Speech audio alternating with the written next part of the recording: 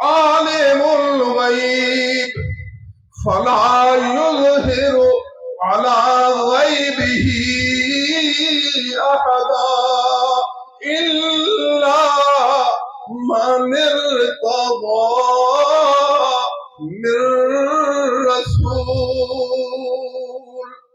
اسی پیاری آیت ہے، واضح دونوں باتیں، عالم الغیب بھی واضح ہے، من ارتضی من رسول بھی واضح ہے. جھگڑے کی تو کوئی بات ہے ہی نہیں. اللہ کا علم غیب ذاتی ہے، نبی کا علم غیب عطائی ہے. ایک آدمی نے ایک دیوبندی کو کہا کہ یار وہ احمد رضا خان لکھتے ہیں اپنی کتاب میں، امام احمد رضا خان علیہ الرحمہ نے کتاب لکھی ہے علم غیب کے متعلق، اس کا نام ہے الدولۃ المکیہ بالمادۃ الغیبیہ. جب سعودیہ گئے تو وہاں عربی میں نے کتاب لکھی، پوری کتاب میں نے پڑھی، اور میں نے علم غیب پر بڑی کتابیں لکھی ہیں. شرح العقائد نبراس کا مطالعہ کیا، شرح عقائد پڑھایا، پھر ان کی حاشیے لکھے، ان کی شروح لکھی، شرح عقائد کا حافظ بن گیا. شرح عقائد کئی بار پڑھایا تو شرح عقائد کا حافظ ہوا. علم غیب اور انصاف، میری ایک کتاب کا نام ہے علم غیب اور انصاف. ایک دوسری کتاب میں نے لکھی علم غیب اور اعلیٰ حضرت. علم غیب اور اعلیٰ حضرت. اعلیٰ حضرت علم غیب کے بارے میں کیا کہتے ہیں؟ اعلیٰ حضرت فرماتے ہیں کہ شرک تب ہوگا جب اللہ کا علم اور نبی کا علم کوئی برابر بنائے. سنو، اللہ کے علم نبی کے علم میں 10 طریقوں سے فرق ہے. اعلیٰ حضرت لکھتے ہیں صرف 2 طریقوں سے نہیں، 3 نہیں، 5 نہیں، 8 نہیں، 10 طریقوں سے فرق ہے. جب 10 طریقوں سے فرق ہے تو پھر شرک کیسے ہوگا؟ شرک یہ ہے کہ دونوں کو ایک جیسے سمجھے. جب ایک جیسے نہیں ہوئے تو فرق ہوا، جب فرق ہوا تو شرک نہ رہا. پہلا فرق یہ ہے کہ اللہ کا غیب کا علم ذاتی ہے اور نبی کا غیب والا علم عطائی ہے. یعنی اللہ اپنی طرف سے جانتا ہے اور نبی اپنی طرف سے نہیں، اللہ کے دینے سے جانتا ہے. تو ذاتی عطائی کا فرق ہے تو شرک کیسے رہا؟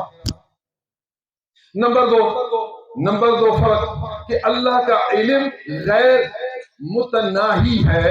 غیر متناہی منا اس کی کوئی حد نہیں.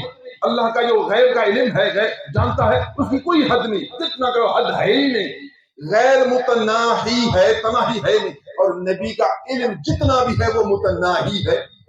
نبی کا علم، پھر فرمایا لوگ مثال دیتے ہیں کہ اللہ کے علم کو سمندر سمجھو، نبی کے علم کو قطرہ سمجھو. اعلیٰ حضرت فرماتے ہیں کہ قطرہ پھر بھی زیادہ ہے. اگر آپ یہ مثال دیں گے کہ اللہ کا علم سمندر ہے، نبی کا قطرہ ہے، سمجھنے کے لیے تو ٹھیک ہے. نبی کا علم اللہ کے علم کے سامنے قطرہ کی طرح. اعلیٰ حضرت لکھتے ہیں، اعلیٰ حضرت فتاوی رضوی میں موجود ہے، الدولۃ المکیہ میں موجود ہے کہ اللہ کا علم سمندر کی قدر، نبی کا علم اس کے مقابلے میں ایک قطرہ.